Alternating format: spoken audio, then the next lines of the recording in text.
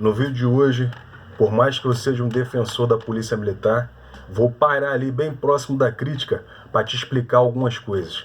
Esse conceito que é impregnado aí na cabeça das pessoas, que a Polícia Militar do Rio de Janeiro é a polícia mais corrupta do Brasil, quiçá a polícia mais corrupta do mundo.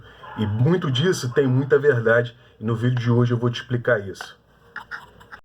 Galera, você já parou para se perguntar por que os portugueses juntou toda a sua corte e saiu do estado da Bahia para recolonizar o Brasil a partir do estado do Rio de Janeiro? No vídeo de hoje nós vamos navegar um pouco nesse conceito histórico de estado da Bahia até o estado do Rio de Janeiro para você entender. Alguns conceitos do livro Brasil 1808, Brasil 1822 e Brasil 1889, do escritor Laurentino Gomes, formado em jornalismo, administração e membro do Instituto Histórico Geográfico de São Paulo, vão ser apresentados aqui neste vídeo. Na Bahia, os índios e os negros que lá estavam não aceitavam aquela submissão irrestrita e escravocrata por parte dos portugueses, que só os exploravam e só os maltratavam. Então, os índios passou a não mais negociar, fazer barganha ali por troca de produtos portugueses ali, produtos manufaturados, em troca de ouro, pedras preciosas e pau-brasil que eles extraíam trabalhando como escravos. Já não mais queriam trabalhar, nem os índios e nem os negros que vieram da África para cá, vendidos pelos seus próprios irmãos como escravos. Os portugueses, percebendo que nem os negros e nem os índios iam se submeter ao seu processo de formação, aquele seu conceito de exploração, resolveram deixar o estado da Bahia com sua corte, se eu não estou enganado, com cerca de 6.000 pessoas e mais escravos e mais pessoas ali que se intitulavam nobres daquele lugar, saíram de lá e vieram para cá, desembarcaram no estado da Guanabara e iniciaram aí um novo processo de colonização. O príncipe regente, que cá estava, tratou logo de agradar os novos colonos, os portugueses. É isso aí, o seu principal líder foi agraciado junto com a sua corte pelo um saque feito pelo príncipe regente. Ele tomou as principais residências aqui do Rio de Janeiro, as residências mais caras, e doou para a corte portuguesa. Na porta dessa residência colocaram as letras P e R, que significava príncipe regente, que logo o povo, ironicamente, traduziu para ponha-se na rua.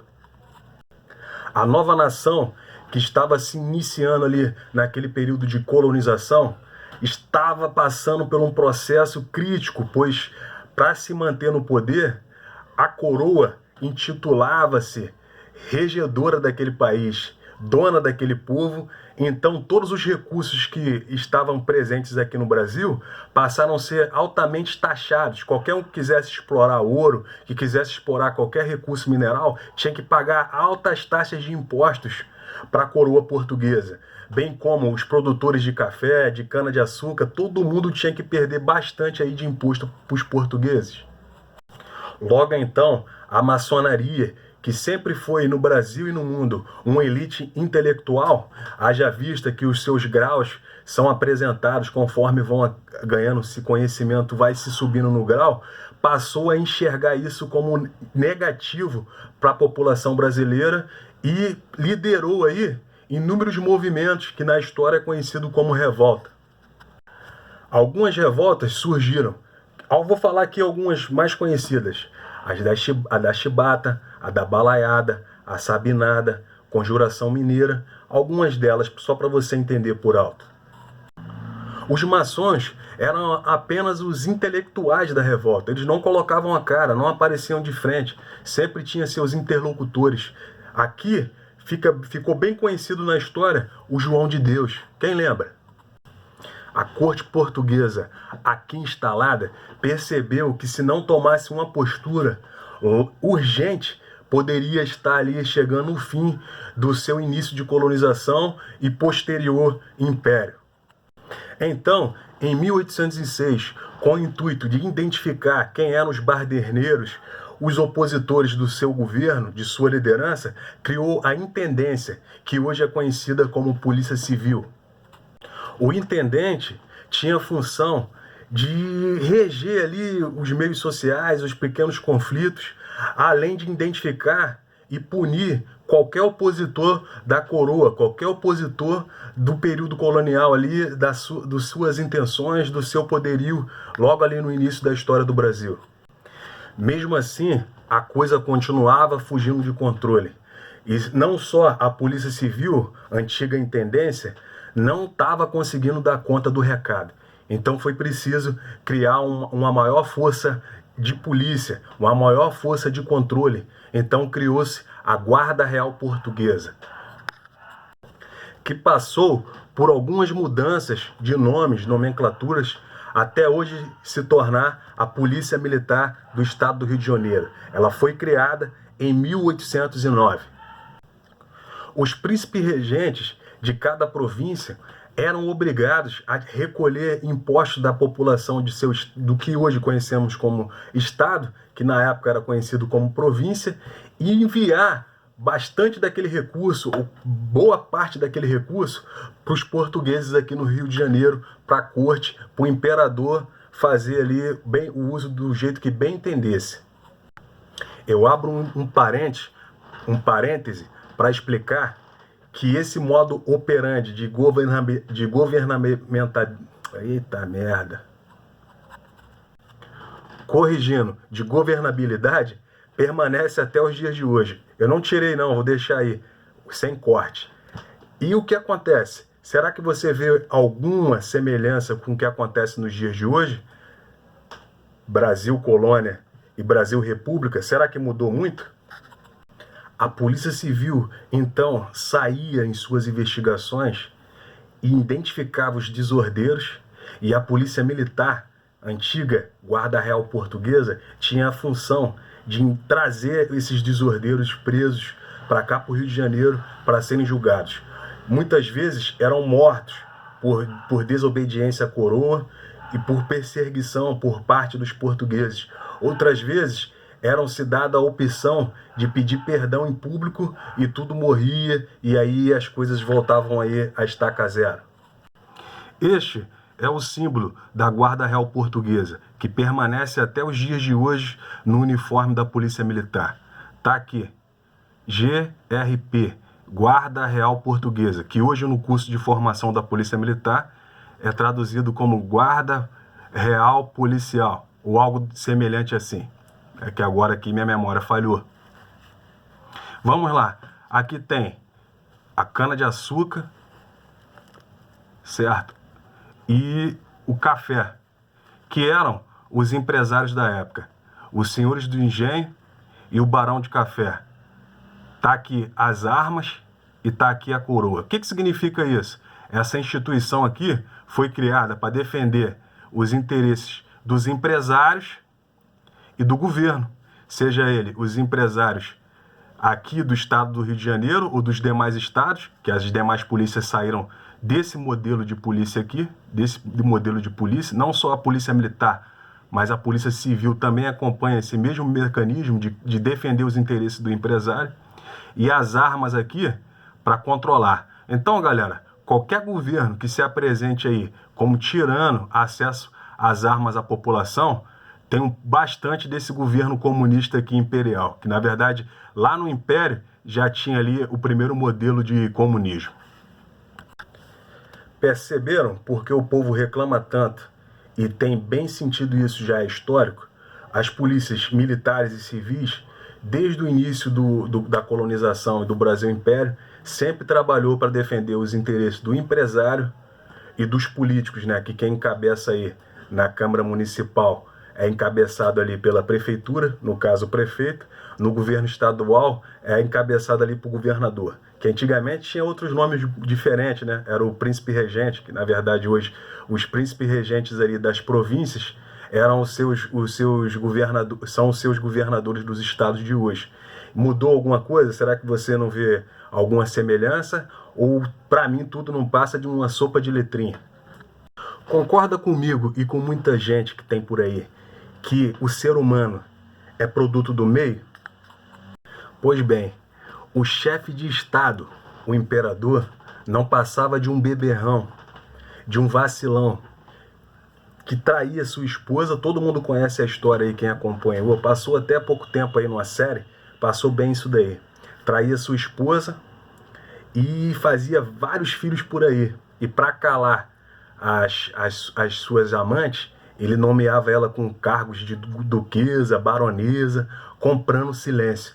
E as filhas e os filhos que tinha, mandava para conventos e para internatos, até mesmo fora do Brasil, para esconder a sua traição e a sua maneira inadequada de trabalhar. Pois o Brasil, já naquela época, o catolicismo já era bem presente e isso não era comportamento de cristão. Os principais cargos da polícia militar eram ocupados pelos mais ricos aqui do estado do Rio de Janeiro. Não era qualquer um que comandava aquela tropa.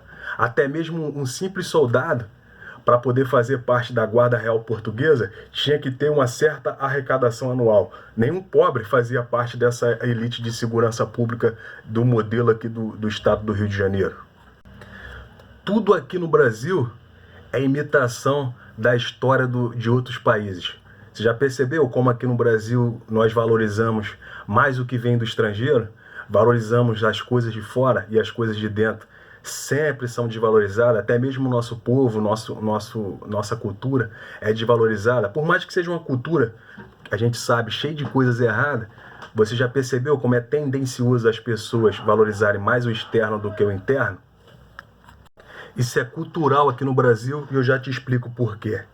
Os portugueses que cá chegaram nesse país tropical, calorento, vieram com aquelas suas vestimentas não adequadas para esse clima aqui do Brasil, já que de lá saíram fugidos de Portugal, todos conhecem a história, trouxeram o que tinham no seu guarda-roupa, o que tinham de vestimenta lá. Foi uma fuga, não tinha como preparar vestidos e roupas adequadas para o país tropical. Então saíram do jeito que dava. Então aquele modelo de gravata, de terno, de roupas pomposas, mas super quentes, passou a ser um modelo de beleza, de elegância, que logo passou a ser imitado pelo povo brasileiro aqui do Rio de Janeiro.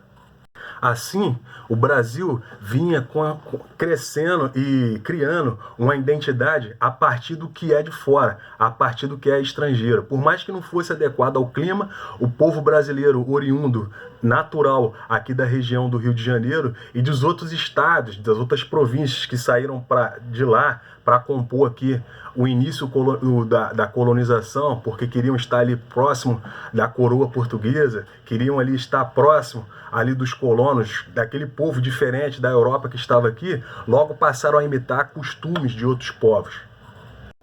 Retorno de imperador para Portugal após a saída de Napoleão Bonaparte, conspirações, presença de uma criança como imperador ali, o príncipe que ficou aqui no Brasil, que ainda não tinha idade para governar, a galera da corte ali conspirando para influenciar as ideias do príncipe. O Brasil vinha construindo sua identidade em cima de conspirações e coisas não tão adequadas, não tão republicanas. Sabe o grito do Ipiranga, que foi dado às margens do rio do Ipiranga lá, independência ou morte? Aparece aí pintado uma pintura num quadro, que é uma imitação de um quadro francês. Foi pintado por Debré, e o pintor brasileiro imitou aquela pintura do Debré, e aparece ali o imperador montado num cavalo branco com a espada fazendo o chamado grito do Ipiranga. Aquilo é tudo história, aquilo é tudo invenção. Na verdade, no dia do grito do Ipiranga, o imperador sofria de diarreia, estava se cagando todo, certo? Isso é apresentado na história ali do Laurentino Gomes, e montava um asno, ou seja, montava um jegue, não era nada cavalo. E quem articulou a independência do Brasil foi a esposa do imperador, a Leopoldina, e o padre, se eu não estou enganado, o José de Anchieta. Sabe aquele velho jeitinho brasileiro, aquela malandragem que é tão impregnada na sociedade e ensinada? Pois é, ela se desenvolveu bastante aqui no estado do Rio de Janeiro. Laurentino Gomes em seu livro, apresenta algumas provas desse mau caratismo. Cartas enviadas por negociantes, por pessoas de outros países que faziam barganha com os comerciantes brasileiros. Nessas cartas, dê uma pausazinha de alguns segundos, não é isso? Nessas cartas apresentava-se uma ideia. Olha, cuidado quando for negociar com o povo brasileiro, porque eles sempre supervalorizam seus produtos e inferiorizam os nossos, por mais que os nossos sejam bons para poder diminuir o preço, diminuir o valor e sempre estar ganhando. Ou seja, já demonstrava ali que já lá no início da colonização o povo já não tinha caráter. Todos estão careca de saber que para cá, para o Brasil, e principalmente para o Rio de Janeiro, vieram só os mandados, digamos assim, só os vacilões que tinham lá na Europa. Aqueles ex-presidiários, aqueles que davam dor de cabeça, eram mandados para cá como forma de punição. É isso aí, como forma de punição vinham para o Brasil. Eu acho que todo mundo conhece essa parte da história. Esses espertalhões queriam estar onde estava a coroa concentrada, ou seja, escolheram o Rio de Janeiro, a sua maioria. E aí começou o problema todo esse contexto que eu estou querendo criar para vocês aqui entender. Foi aqui que essa galera se instalaram, foi aqui que esse pessoal aí, mais malandro, metido a esperto, começou a desenvolver aí suas técnicas de traquinagem, suas técnicas aí de corrupção e todo tipo de coisas erradas foram formadas aqui no Rio de Janeiro, e é daqui que saiu tudo que é sacanagem que tem hoje aí no Brasil. Será que assim eu te ajudo a entender o porquê que as instituições de segurança pública aqui do Rio de Janeiro, principalmente Polícia Militar, que está sempre aí dando satisfação para as mídias, toda vez que surge um assunto de corrupção por parte de algum agente público da instituição, logo se abre um processo administrativo, nem respeita-se o trânsito julgado e já exclui logo o funcionário. Será que você consegue entender assim o porquê que existe tanta denúncia de corrupção, porquê que a polícia militar, principalmente a daqui do Rio de Janeiro, é tão acusada desse processo de que, meu irmão, olha, cuidado que lá no Rio de Janeiro os caras são da sacanagem, os caras, gostam de putaria. Será que você consegue entender esse conceito? São conceitos históricos que estão arraigados em toda a sociedade fluminense. Não é a polícia militar, não é a polícia civil, é a nossa história, é a história do estado do Rio de Janeiro, é a história do Brasil. Fomos formados por pessoas de mau caráter, principalmente que se concentraram aqui no Rio de Janeiro.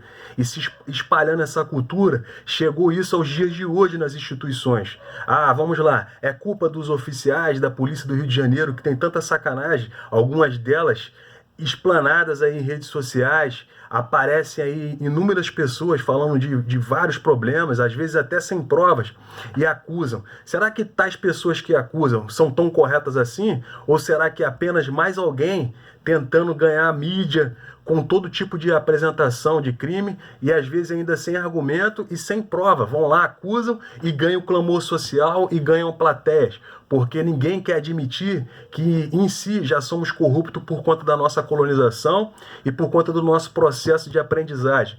O ser humano, mais uma vez, repito, todos sabem, é produto do meio. E assim, eu encerro esse vídeo deixando um recado. Se você quer uma polícia mais honesta, uma polícia que funcione de maneira mais voltada para o povo, mais social, mais participativa nas ações comunitárias, e as polícias já estão se programando para isso, mudando um pouco esse conceito. Hoje temos o conceito de polícia comunitária, que é uma polícia mais próxima da população, mas ainda assim, se você acha que é pouco e quer uma polícia mais honesta, uns políticos mais honestos, comece eu fazer o meu papel como cidadão e mudar minhas posturas, beleza? Quero que você comente esse conteúdo, deixe aí sua opinião, o que você achou, o que dá para melhorar, o que dá para ser falado. Comente aí o que você achou, comente aí o seu conhecimento de história sobre esse assunto, o seu conhecimento sociólogo, o seu conhecimento de antropologia. Coloca aí nos comentários aí o que você achou. Falou? Um abraço, espero que tenha ajudado. Fui!